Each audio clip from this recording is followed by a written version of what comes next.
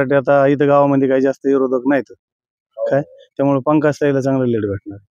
आमच्या कांद्याला बाजार दिले नाहीत, दुधाला बाजार दिले नाही, आम्ही तुतारीला मतदान करणार आहेत.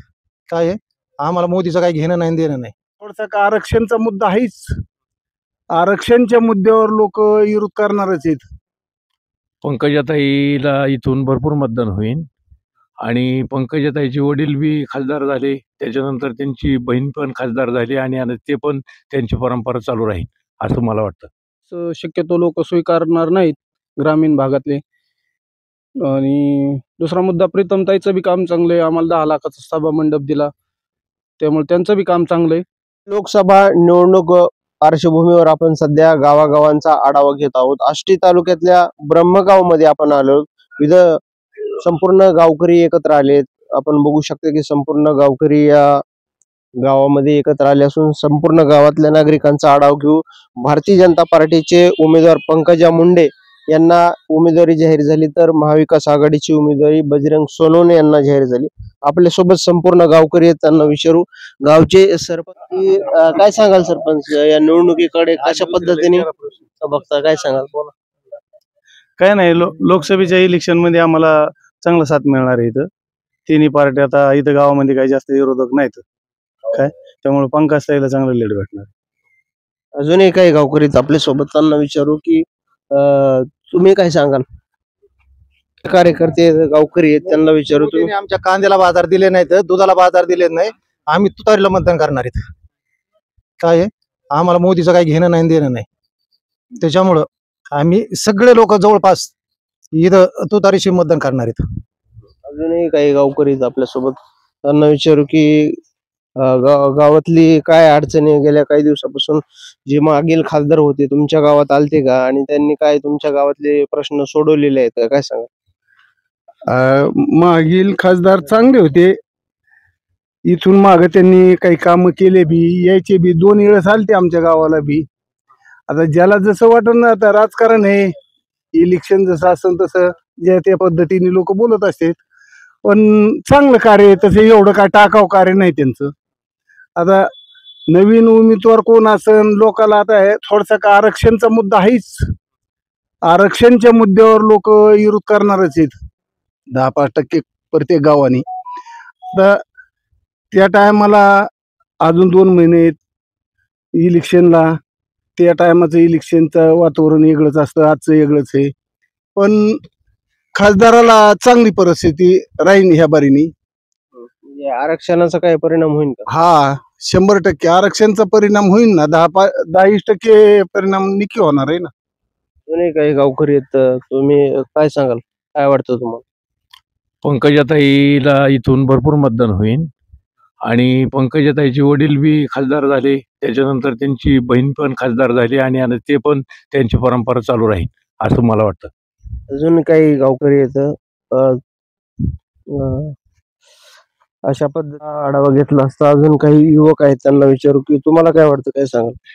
केंद्राचं काम चांगलं आहे मोदी साहेबांचं. पण कांदा निर्यात बंदी, सोयाबीन निर्यात बंदी ह्याच्यामुळं शेतकरी वर्ग नाराज आहे. त्याच्यामुळं ह्यावेळेस शक्यतो लोक स्वीकारणार नाहीत ग्रामीण भागातले. आणि दुसरा मुद्दा, प्रीतमताईचं बी काम चांगलं आहे. आम्हाला 10 लाखाचा सभा मंडप दिला, त्यामुळे त्यांचं बी काम चांगलं आहे. आणि खाली पातळीवर जनता नाराज आहे. त्यांनी कांदा निर्यात बंदी उठवावा, सोयाबीन निर्यात बंदी उठवावा. आम्हाला व्यापाऱ्यांना बी सहकार्य होईल आणि शेतकऱ्यांना बी सहकार्य. मराठा आरक्षणाचा जो मुद्दा चर्चेला जातोय, त्याचा काय परिणाम होईल का निवडणूक? त्यांना बी न्याय भेटला पाहिजे, त्यांना बी आरक्षणाची गरज आहे. त्याच्यात बी 2 वर्ग पडतात, एक श्रीमंत मराठा आहे, एक गरीब मराठा आहे. त्या गरीब मराठे बी आमचे मित्र आहेत. त्यांना बी आरक्षणाची गरज आहे, कारण की त्यांना आरक्षण नसल्यामुळे त्यांना फीस भरायला त्याला प्रॉब्लेम येतात, त्यामुळे त्यांना बी आरक्षण भेटावं. अजूनही काही गावकरी, तुम्हाला काय वाटतं, काय सांगा? आमच्या इकडे शक्यतो पंकजा मुंडेलाच मतदान होईल. आरक्षणाचा हाय ते 10-5% इकडे तिकडे होईल, बाकी काही अडचण येणार नाही जास्त.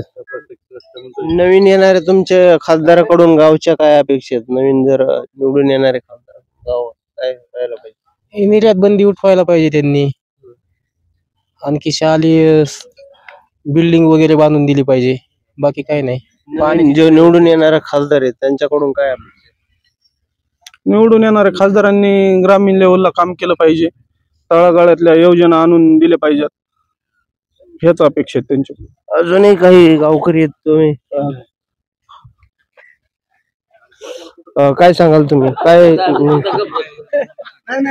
जो तो मतलबासाठी इलेक्शन राजकारण करतो, जो तो स्वतःच्या मतलबासाठी इलेक्शन राजकारण करतो. आरक्षणाच्या मुद्द्यावर जनता भरपूर अशी नाराज आहे, हे मला पण मान्य आहे. परंतु सरकारने एक विचार केला पाहिजे, आरक्षण द्यायचं कशासाठी, आणि जी ओबीसी SC NT शिक्षणासाठी आरक्षण त्यांना बरं वाटते आणि मराठ्यांचं नुकसान भरपूर होते. परंतु ह्या देशाचं वाटोळ चाललंय. याचं कारण एक आहे, शिक्षण घेतल्यानंतर त्या शिक्षणाचा फायदा त्यांना फक्त डिग्री घेण्यासाठी होतो, पण त्याची ती क्वालिटी शिक्षण त्याचं होत नाही. आणि मराठ्याचं शिक्षण एखादा मुलगा जर चांगला असला, डॉक्टर होण्यासारखा असला, तो डॉक्टर होत नाही, परंतु SC OBCचा डॉक्टर होतो. आणि आपलेच आजोबा वडील त्या दवाखान्यामध्ये जातात, तर दवाखान्यासाठी गेल्यानंतर त्याच्यावर ते उपचार बरोबर होत नाहीत. मग ते OBC वाल्याला त्या उपचाराचा फायदा काय झाला, त्याचा आजोबा वारला, वडील वारला. परंतु आरक्षण कशासाठी पाहिजे, SC OBC NT यांना फक्त त्यांना नोकरीसाठी आरक्षण देऊ नका, त्यांना फीज कमी करा, किंवा एक गरीब असेल त्यांना फी कमी करा, परंतु आरक्षण जो मेरिटमध्ये आहे त्याच व्यक्तीला घ्या, असं माझं सरकारला सांगणं आहे. कारण तर देशामध्ये कुठतरी लोक वाचतील.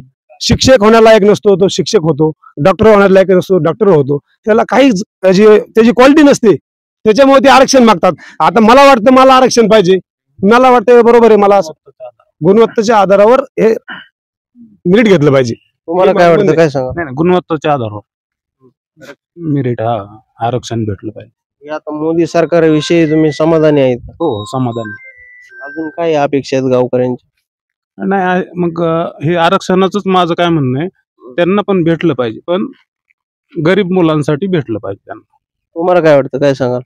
हे गावांना विचारू की काय सांगाल, सध्याच निवडणूक हालचाल सुरू आहे, मोदी सरकार विषयी तुम्ही समाधानी आहेत का काय सांगाल?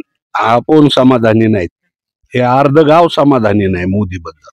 का बरं? नाराजी सगळ्याची. का नाराजी? काय कोणतंच काही नाही, नाराजी नाही तर काय. 2000 तर खात्यावर येत असते ना. काय 2000 आमचेच घेतात, 11,000 आम्हाला देते 2000, आणि काय त्यात समाधानी आहेत.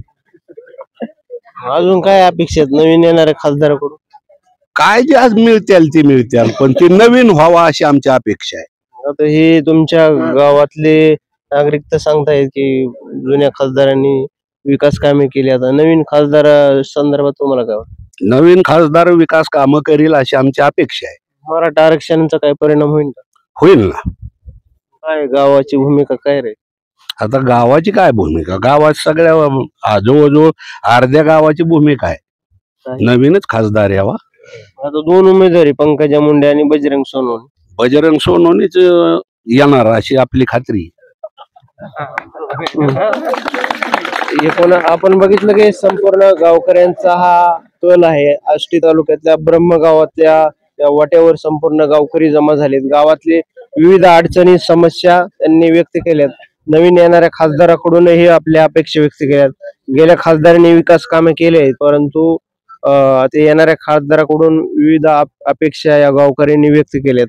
येत्या काळामध्ये अजून निवडणुकीला अवधी आहे, तो वेळेस बराचसा बदल होईल असं गावकरी सांगतायत. कॅमेरामॅन शरद गर्जेसह मी अविशांत कुमकर, आज मराठी न्यूज, आष्टी, जिल्हा बीड.